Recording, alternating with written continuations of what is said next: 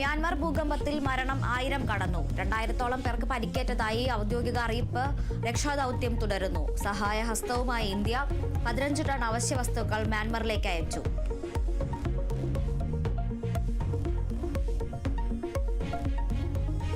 കേരള സർവകലാശാലയിൽ ഉത്തരക്കടലാസുകൾ കാണാതായതിൽ ഗുരുതര വീഴ്ച. അടിയന്തര യോഗം വിളിച്ച് സർവകലാശാല വിദ്യാർത്ഥികൾക്ക് ബുദ്ധിമുട്ടുണ്ടാകാത്ത രീതിയിൽ പ്രശ്നം പരിഹരിക്കുമെന്ന് വൈസ് ചാൻസലർ. MBA വിദ്യാർത്ഥികളുടെ ഉത്തരക്കടലാസുകൾ നഷ്ടമായത് അധ്യാപകൻ പാലക്കാട് നിന്ന് ബൈക്കിൽ വരുമ്പോൾ യൂണിവേഴ്സിറ്റി കൃത്യമായ വിശദീകരണം നൽകിയിട്ടില്ലെന്ന് വിദ്യാർത്ഥികൾ.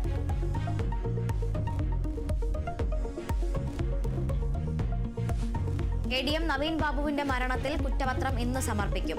PP ദിവ്യയുടെ പ്രസംഗം ADM ജീവനൊടുക്കാൻ കാരണമായെന്ന കുറ്റപത്രം. കേസിൽ ദിവ്യ ഏക പ്രതി. ദൃശ്യങ്ങൾ പ്രചരിപ്പിച്ചത് PP ദിവ്യയെന്നും കണ്ടെത്തൽ.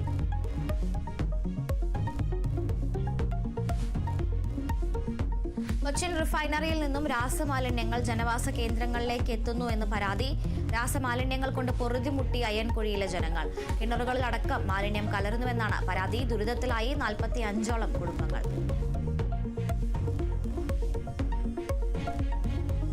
സെക്രട്ടേറിയറ്റിന് മുന്നിലെ ആശാപ്രവർത്തകരുടെ രാപ്പകൽ സമരം 48-ാം ദിവസം. നിരാഹാര സമരം 10ാം ദിവസത്തിൽ. തിങ്കളാഴ്ച മുടിമുറിച്ച് പ്രതിഷേധം. സമരത്തെ തള്ളിക്കൊണ്ടുള്ള AINTUC നിലപാടിൽ പ്രതികരിച്ച് KC വേണുഗോപാൽ. കൊടിയുടെ നിറം നോക്കിയല്ല കാരണം നോക്കിയാണ് പിന്തുണയ്ക്കേണ്ടതെന്ന് പ്രതികരണം.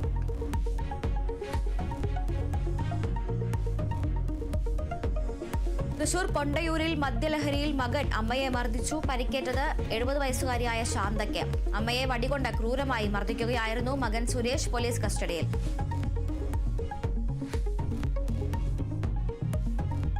മോഹൻലാൽ ചിത്രം എമ്പുരാനെതിരെ RSS മുഖപത്രം. എമ്പുരാനിൽ ഹിന്ദുവിരുദ്ധ അജണ്ടയെന്ന ഓർഗനൈസർ. പൃഥ്വിരാജ് നടപ്പാക്കിയത് രാഷ്ട്രീയ അജണ്ട. മോഹൻലാൽ സ്വന്തം ആരാധകരെ വഞ്ചിച്ചെന്നും ലേഖനം.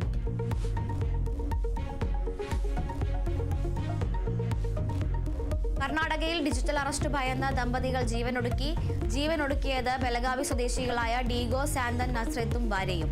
സൈബർ തട്ടിപ്പുകാർ ഇവരിൽ നിന്നും 50 ലക്ഷം കവർന്നു. ജീവനൊടുക്കിയത് കടുത്ത മാനസിക സംഘർഷത്തിൽ.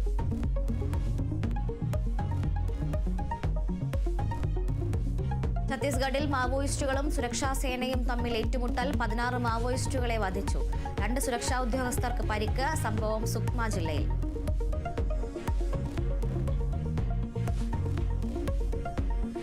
IPL-ൽ ഇന്ന് മുംബൈ ഗുജറാത്ത് പോരാട്ടം. മത്സരം രാത്രി 7:30 അഹമ്മദാബാദിൽ. ആദ്യ ജയം തേടി ടീമുകൾ.